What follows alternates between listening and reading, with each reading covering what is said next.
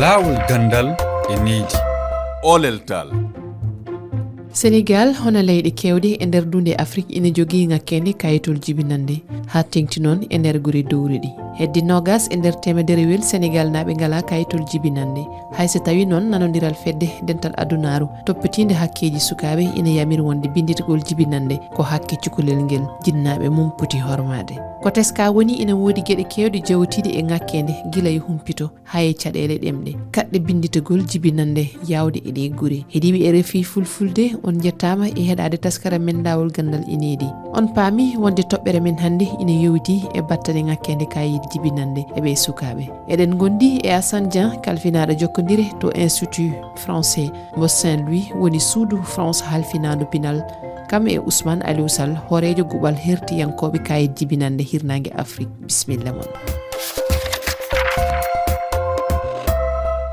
jabɓoɗen Ousmane Aliou Sall horejo guɓal hertiyankoɓe kayit jibinande hirnangue Afrique o yewtana en battane ngakkende kayitol jibinande Ousmane Aliou Sall mi salminima jarama Olel holko nde ngakkende battinta e jangde sukaɓe e no mbiyami état civil ko ɗum hollirta holi an no mbiyeteɗa nana wi kam Aliou Sall e Aliou Ousmane Djida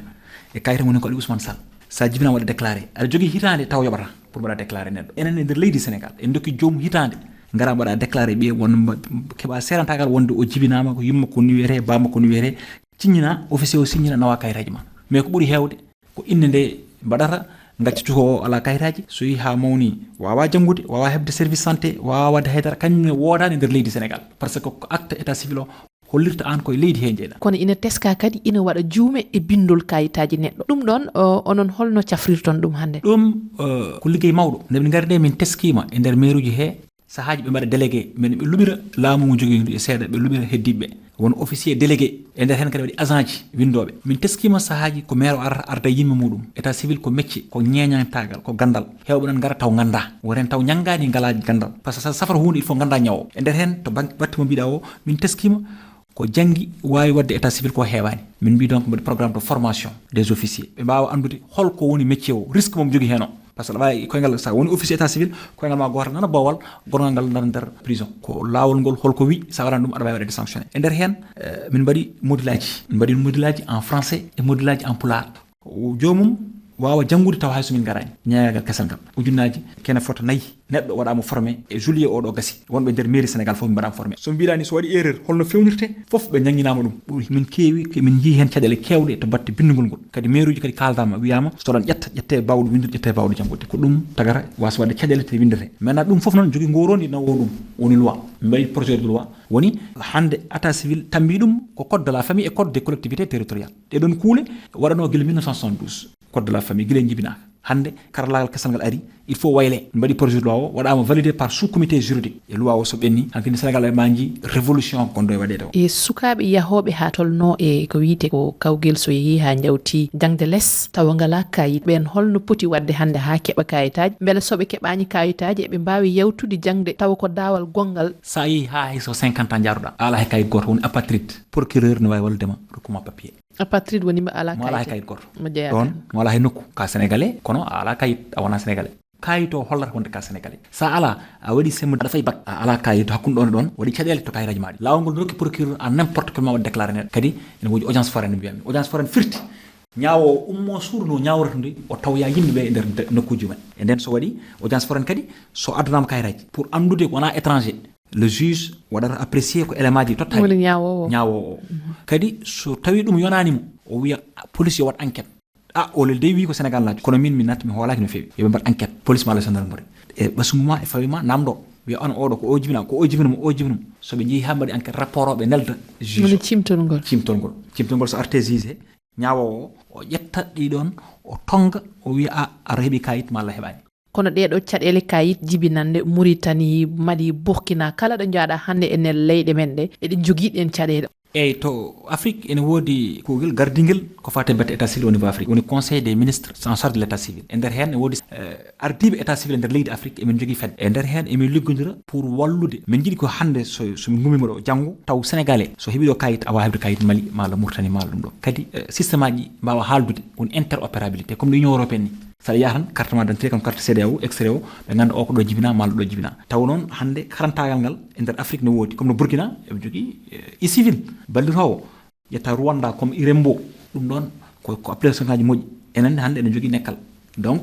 ko dum non wawde wallude holko mbawda wasiyade neddo kala ngam waw hebde kayit law kadi so dañi cadele wawa dum safrude law kala dañjo événement woni jibinande malla mariage ma dawgal malla sankar yolel yo yaato centre état civil déclaré sa wadi déclaré ko dum takata wallude jomum e gurnam modum gurnam ko dandugal sa ala kayit awa dañje carte d'identité awa janguti Ali Ousmane salmi yettima merci jaram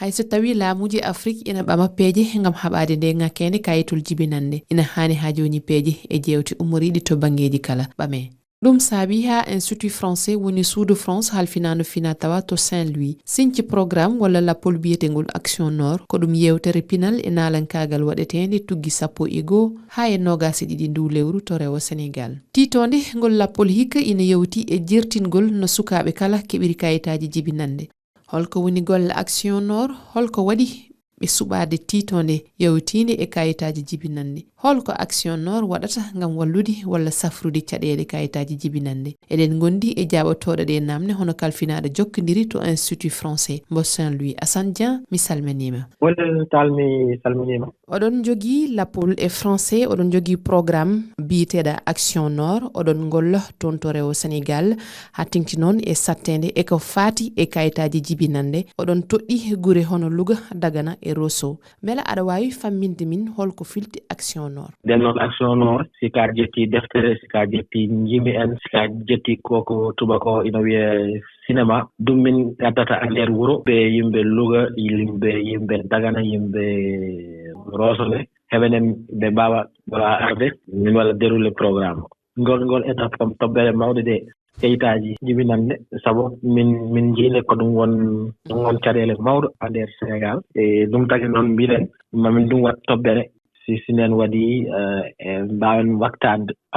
ko fati hen komi xamin adda peeje xamin waawa walude be kayitaji jibinande holko ganni don wadde sikon jottima e dido diwunuji ha beedo sukabe be ngala kayitaji be bawo wallede no be kebiri kayitaji mabbe jibinande minen ko min waawi ko wadde woni ko tubako wiyata ko sensibilisation te woni jertinde min gaddat cinéma goto film mo ganda ko les enfants fantômes en défi pour l'Afrique wiyete mo Michel Welterin film on mamin mo waddi diffusé mamin mo hollu sukabe be mamin mo hollune kala mo ganda cadele kayitaji jibinani ina mo tampini ina waawi yewde ko mbawden wadde enen fof en fonction des localités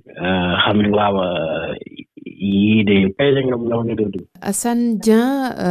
alhaali kayitaji jibinande ko tobbere sattundi tigi gilayi ner Sénégal non hay dunde Afrique nde fof mele onon golle mon de ko do e Sénégal tan de kaadi wallo don gannayi yaltude caggal leydi madon dum ton wawa yaltude caggal leydi sabo Institut Français yino dum windori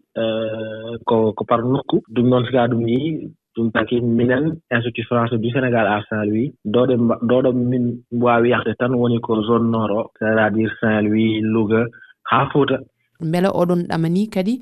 yewtude tobbe godde de gandanda ina wonani sattendi tigi hettube dido nokkuji ala pour édition kam tobbere mawde de woni kayita jibinande ina wawi wonde non simelen wada Action Nord goddo mani wat tobbere goddo mo ganda ina woni cadele wala ina woni yimbe leydi mawdum hebulum gandi wala hebe ina be tampini mais o édition kam tobbere mawde de c'est l'état civil kayita jibinande son jottima e nokkuji di odon gannayi liggidade e mairuji gondi di ton ngam sukabe be pewnane kayitaji wallo onon koy jewte tan kaddon min ji mairuji di min baksani min en tant que Institut Français min wawa arde min yewana neddo kayitaji ko min wawi wadde woni kertinde de woni wadde jewde e comme ça non après mo woni kala non ma waw ar gadda mijoji ma gadda peeje ma ha harum feew kala ko wonani dal kertinde min ala compétence on pour wadde dum a jarama Assane Dian salam